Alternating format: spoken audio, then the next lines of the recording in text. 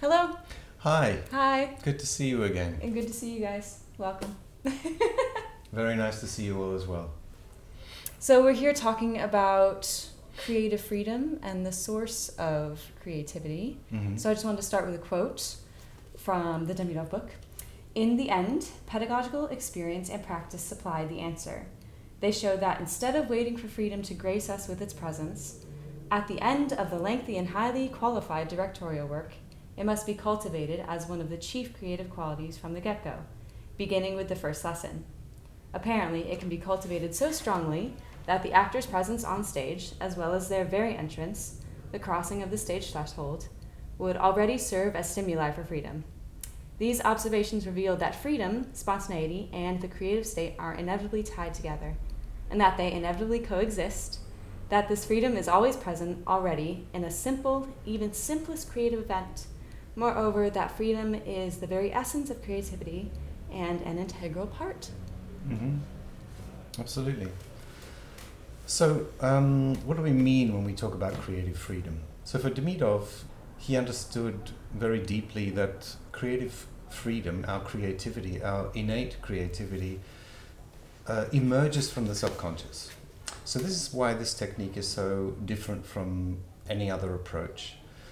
Because for Demidov, from day one of the training, the actor should be taken straight to the subconscious.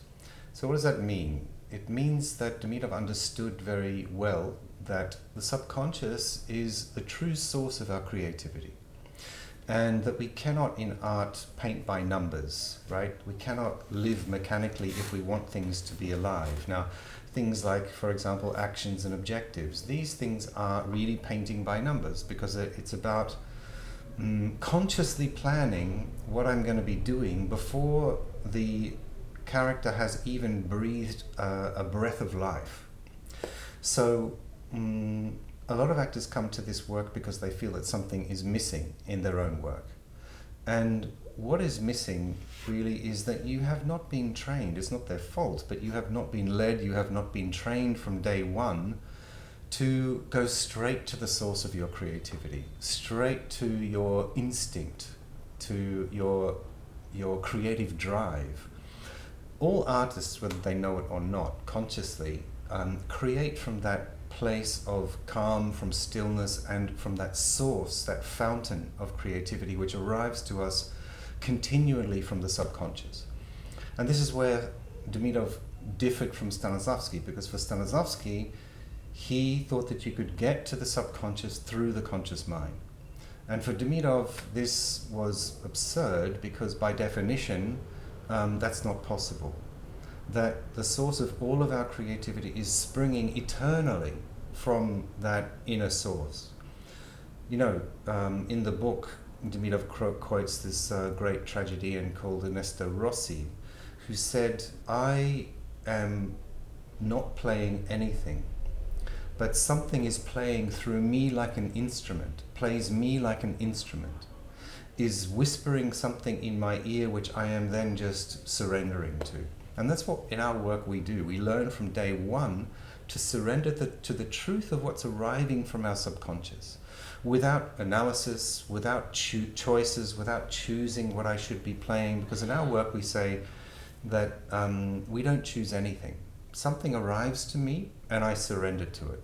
That's not a choice. That's just something that is arriving from the subconscious that is driving me. And when we learn to surrender, we learn that we get picked up by this truth, by the circumstances, and carried like a force.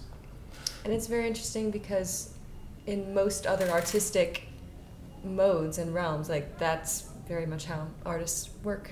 But for some reason, not so much in theater or in acting. Yeah, because, well, I mean, it does happen in other art forms as well, but I'm just saying that great art is made coming directly from that source. I mean, great artists say it all the time, right? Mozart is saying that I don't know where it comes from, I don't know how it arrives, I just know that I can't force it. It appears to me all at once like a dream, and I write it all down and it's just there, and then I wake up. And it's the same for us as actors, right? We learn to surrender to the truth of what arrives to us, and we are carried by it. We are not making choices. We are not analyzing anything. We are just simply surrendering to that eternal current of creativity which is available to us if we learn to listen and if we learn to surrender to it. There is a great quote, I think I said earlier today, from Jung, and I hope I'm not going to mess this up, but it goes something like, from the foundation of our instinct flows everything that is creative. And therefore, the unconscious is not merely conditioned by history, but is the true source of the creative impulse. Meaning that something is working through me, which is still me, but it's much bigger than me. It's not just personal, it's transpersonal, right? Forces which are much, much bigger than our tiny conscious minds can even preconceive, which is why it's crazy to spend, hours and days and weeks analyzing the text and analyzing and planning what my character is going to do in every moment, because how do I know? How do I know what my character is going to be doing in 3 pages' time, or feeling or thinking? Now, having said all that, you might say, well, yeah, that's just going to be chaos, right? But it's not going to be chaos, because we also learn to surrender to circumstances, and circumstances are the things that govern my behavior. The circumstances like the banks of the river, and my life as character is the water which is constantly renewing itself, constantly flowing, and constantly surprising me. Now, the facts don't change, but the way I respond to those facts on a given day is going to be different. That's why my Hamlet will be different from your Hamlet. Yes. That's why we keep going to see Hamlet, right? Because I want to see this Hamlet. I want to see how this Hamlet is responding. And it's going to be different for that Hamlet. My Hamlet is going to be different night to night. But one thing I do know is that I'm not going to go out there on stage this evening and just forgive Claudius because I feel like it. It's not in the circumstances. But how I kill him tonight is going to be different, right? From yesterday, from tomorrow, and so on and so on. There's no finish line to that. For as long as I'm active in that role, I'm learning new things about my character. More of the character is revealing itself, but only if I allow myself to not try to hang on to what happened yesterday. As soon as we do that, it's over. It's dead on arrival. You cannot repeat the same thing twice in a row. It's impossible. It's against nature. And this is something Demidov understood very well, very deeply. And this is one of the... Stanislavski was a great artist, don't get me wrong, but they had many, many differences. As you know, they spent 30 years together they had a 30-year relationship. But Demidov understood that what was going wrong is that you cannot will yourself to want something, to feel something, to do something. You cannot break the creative process into separate elements and teach them separately. Everything arrives as one. Everything arrives holistically. And if I learn just to trust and have faith that something is working through me and I'm giving into it, it's my instinct, it's my spirit, it's the subconscious, some force bigger than just my finite conscious mind is working through me. And that's the wellspring, the eternal wellspring of our creativity. But learning to trust that takes practice and faith and trust, and that can be cultivated. And that's what we do in our work. Cultivating that faith to surrender to whatever my truth is right now. And as I said, in our training, we are starting with, in our etudes, they're very simple, right? They're very simple etudes, 2-3 lines in our daily practice. And we are learning to surrender, first of all, to what we might call smaller truths, right? And slowly, we are learning to give in to surrender to things which are maybe a little bit further away from our, what we might call our everyday persona. Until we are being able to surrender to very heightened things and know how to navigate it and know how to stay there and trust that I can jump into the air and I will be caught, because I will be caught every time. And this is something that's also very different from, at least my experiences in drama school and other acting classes, is from the pedagogical side of things. You're completely lifting the actor up, and also with speaking about the etude mainly afterwards with questions, it's really respecting what the actor just experienced. Yes. And the actor's integrity, rather than planning things out ahead of time or saying what things should be like. Yeah, and because Demidov tells us as teachers, you have to fall in love with the actors and fight them for their talent by supporting them, by lifting them up, which is why I love this work so much. Reinstilling faith in the actor's own talent, not telling them what they should be doing or feeling or thinking. They know that. It's part of their instinct. And if you just keep lifting them up, supporting them, reinstilling that faith until they are flying on their own and then get out of the way. Because that's what this work is about, yeah? And Demidov had such a deep understanding of the creative process that what he developed is just genius. Because he's teaching us to trust ourselves as creative artists, on an equal footing with any other artist, including a director. Now, it's interesting what you just said, because I remember I once was invited to interview to direct a production of A Doll's House at a major drama school. And the director of the school, who I had an interview with, he was kind of asking me, how would you direct this particular moment with Nora in A Doll's House? How would you direct it? And I said, I have no idea until I get into the room and I see what the actors are doing and what they need and what they're offering and how I can support them, right? And he just said, no, wrong. This is what the scene's about. This is what Nora should be doing and feeling, and this is how you need to direct it. Now, it goes without saying I didn't get the job, but he had a map. He already had a map. That's how he directed it before. That's how it should be again. Where is the freedom in that? Where is the freedom? There is no freedom.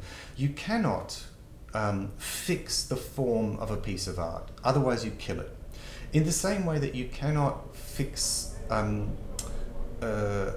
form of a character in a concrete way and fix it. Why? Because the character is alive. It's not a dead thing. It's not mechanical. It's not something that you can work out through some sort of mathematical formula and then make it work. It's alive. And when you are micromanaging every moment and planning every moment, you are moment by moment killing the life of the character. So as the rehearsal goes on, the character is dying rather than starting more and more to come alive, maturing, growing, developing, right? Exploring different aspects of itself, finding more layers, more nuances in relationships, times, places, events. All of these things, they happen holistically, organically. You cannot fix it in time, in any art form. And this is the problem that we see, that not all directors, I'm not here to piss on directors, there are some great directors, right? I'm just saying that I experienced it as an actor, that very often a director will say, yeah, that's it, keep that. Keep it. What you just did, keep it. So what happens in this circumstance when I'm an actor in drama school, fresh out of drama school, just starting acting for the first time, and I encounter a director, a teacher, someone who is facilitating some sort of acting class or scene, and they are very strict on blockings, very strict on line readings or how the scene should go. What would I do in that circumstance? Well, in our work, the more you do this work, the more you are able to work with any director or any teacher, because we start to learn how to translate what the director is saying into the language of our own inner technique, into the language of our own creative instinct. Now, as you know, right, if a director is very strict on blockings or has lots of restrictions, that's fine. I can assign all of that in the same way that we assign text. Now, for people who haven't experienced the technique, that might not mean anything to you, but it just means that I can drop in all of the stage directions that director wants me to do. I want you to go there, sit there, brush your hair, open the door, go over that side, look out the window, and then say the line. So I can assign it all. I drop it all into the subconscious, and then I let myself go. You can still find so much creative freedom in that. Well, when it gets dropped in, Yes. I know that those stage directions will be fulfilled. They will fulfill themselves as part of my psychological life, because I feel like doing them in the moment, not just because I was told to hit those marks. And that's the beauty of this work. Whatever that director says, I can very quickly, with practice, right, with consistent practice, like anything, it takes practice, I can allow all of that to be dropped in, I toss it all out, and I surrender to whatever is coming, and it happens on its own. It fulfills itself. I don't have to make myself do anything. As for line readings, that's a different story, but I can even assign a line reading. We don't, of course, do that in our work, but it's possible. It's possible. A director says, I want you to say it like this. I can assign that, even the intonation, and still give myself freedom, and it's still going to be my line. It's still going to be connected to the truth of my experience. It will just come out with that particular intonation. I don't recommend it, but needs must, right? If that director is very strict, I might sort of never work with them again, but I can do it. I can This brings do me it. to another aspect of being an actor, wanting to be in the acting industry. So not only is there solution for working with people with strict blockings or whatever, but I wanted to ask, what does this work give the actor in terms of confidence and creative freedom in their own right when going to audition? Absolutely. Yeah. Absolutely. But it happens, Kelsey, organically. Yeah. It's not something we are, it's not that over here I'm training for audition. Over here I'm training for self-tape. Of course they are different animals, but it's all coming from the same impulse. It's all coming from my organic technique. It's all coming from my ability to assign the text well and surrender to whatever comes, right? Now, of course, it's a different approach going into doing a self-tape, right? But the principles don't change. Yeah. The principles of our work do not change from the very first day of training. Why?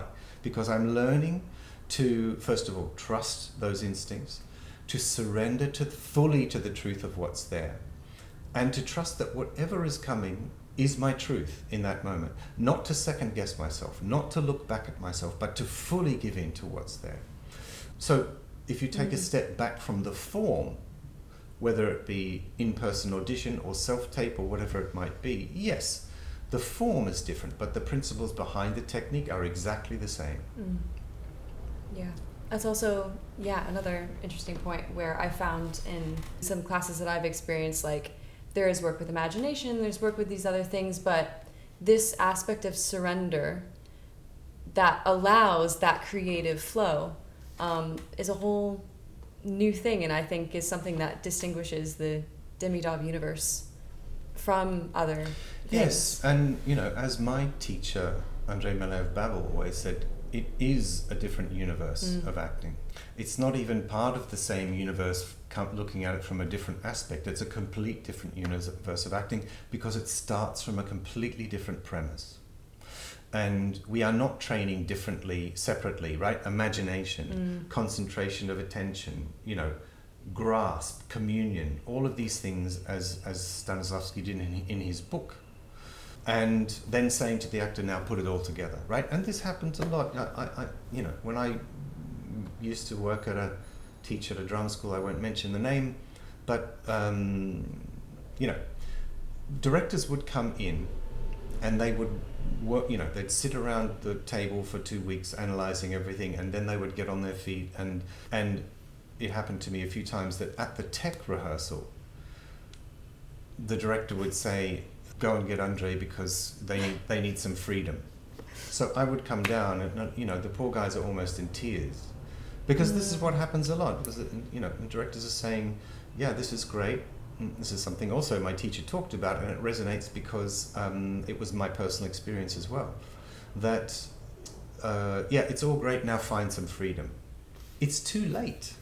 it's too late. I got that all the time. All the time. It's too late. And I'm coming, I didn't say it, but I wanted to say to this director, what have you been doing for 4 weeks that they're so unfree?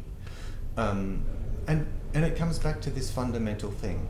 From day one of the training, you need to be taken straight to that sense of freedom, which is coming from the subconscious.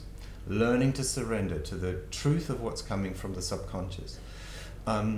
Otherwise, like I said, you can hit the marks, you can do everything the director's telling you, but where's the life? Where's the freedom? If we don't have freedom as an actor, we have nothing. We seriously have nothing. We have empty mechanical,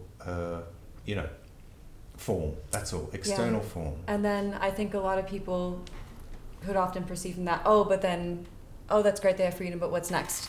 Where does the character come from, or where do the circumstances come from, and all this other stuff? But having that surrender from the start, it's all born right there. And that's where it all comes from. If you just keep surrendering, it goes deeper. Yes, and I've also had the experience of somebody who taught a different technique. Again, I won't mention the name because I don't like to, I don't want to denigrate any other technique. If it works for you, as I always say, do it. But I was often arguing with him that, because he thought you could mix the two, and that Demidov was good in the first year, right? It's good to get them free, but then they can do the serious work. Yeah, it's very common in you cannot a lot mix of them. Schools to have just like, now try this, now try this, now try this, see what works for you. It's very common. And not that this work works for everyone, because not everything works for everyone.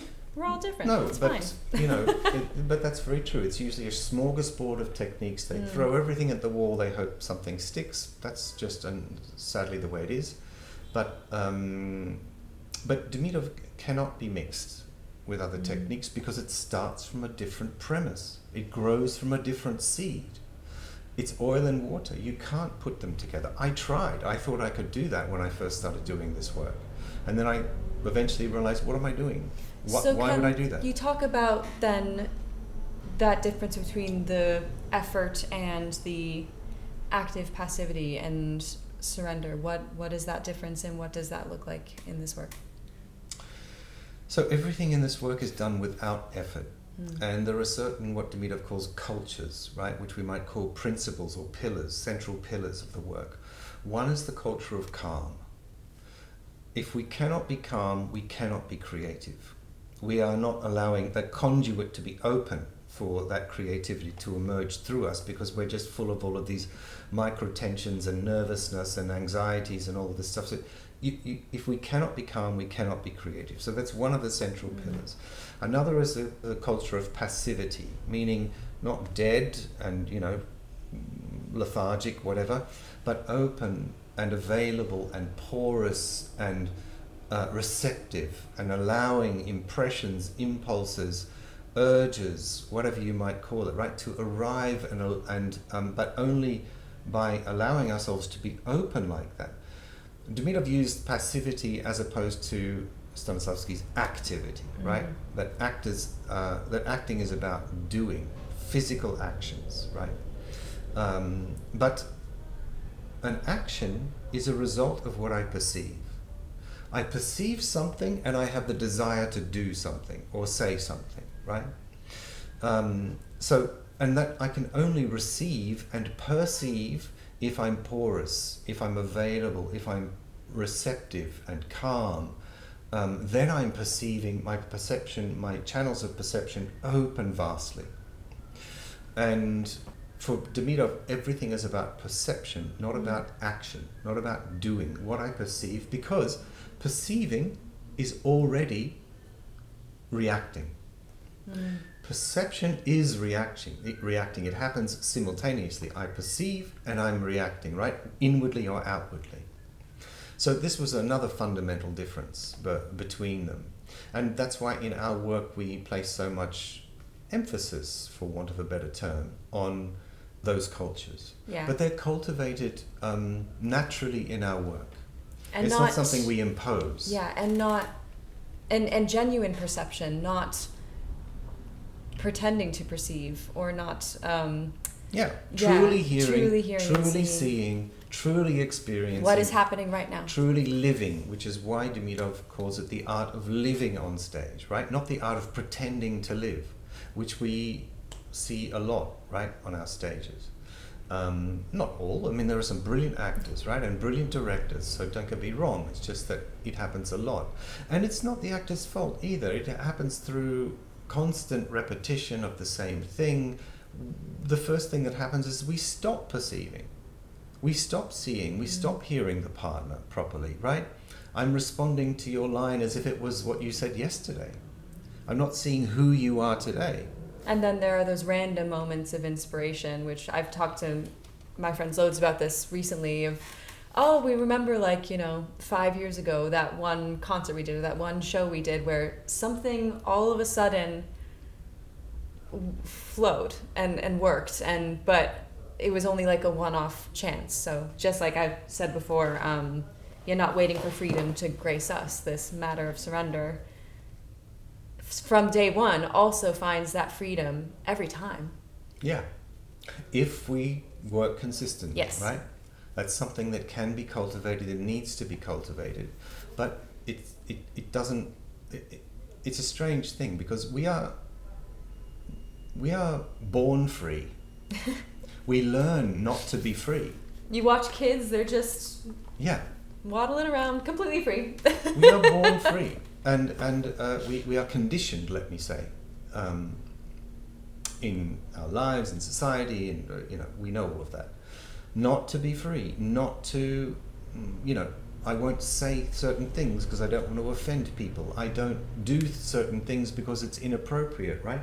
So what does that do? It is putting all of these obstacles, all of these breaks in place, which is necessary to live in a society, but it's wiring us to not surrender fully to anything. So in our work, Demidov, strangely enough, is leading us back to our true nature, back to who we actually are, which is much bigger than we actually think. Yeah. So there is a lot, right? There is a lot in this work, and the technique, of course, looks very simple on the surface, and that's intentional, and it should be. But underneath that, it's vast and complex and, deeply, deeply intuitive and deeply connected to, forces that we don't know much about, but we just know that they're there and we know that they work through us. And that's why it's so, Demidov was a psychiatrist, as you know, trained psychiatrist, but also serious yoga practitioner, serious student of certain Eastern and Western esoteric practice. So he had a deep, deep understanding of human psyche, of how the creative process functions, not just in acting, but in general. And scientists and psychologists at his time, read his writings and were saying, you need to publish this because I would like to quote you. Oh, how nice. So it's interesting, right? And that's why we are working so hard to get this technique more widely known. Because as my great friend from Athens, who runs the Athens studio, Vicky Georgiadou, often says, we believe this is the work that actors deserve. And I really stand behind that 100%. Amazing. I was going to ask, just for fun, speaking of why you love this work and the creative process, do you have any moments during the beginning of your practice with Demidov when you're practicing as an actor or as a teacher, that's something that really hit you, that was like, oh, this is what creativity is about? I have that feeling every day. Okay, good. Every day from the very beginning. It's hard to pick out one. Of course, there have been many.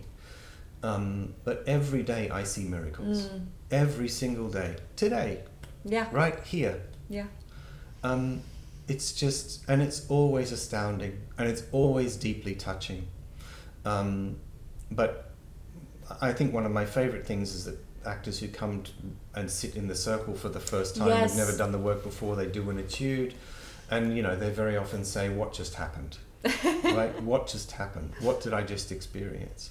Because they've never possibly had that kind of experience of effortlessness and truth before as an actor. Of course, we've experienced it in our lives. We've all had those glimpses of truth, right, in our lives, in particular moments, right, in particular special occasions, or whether it might be, a wedding or a funeral or whatever, right?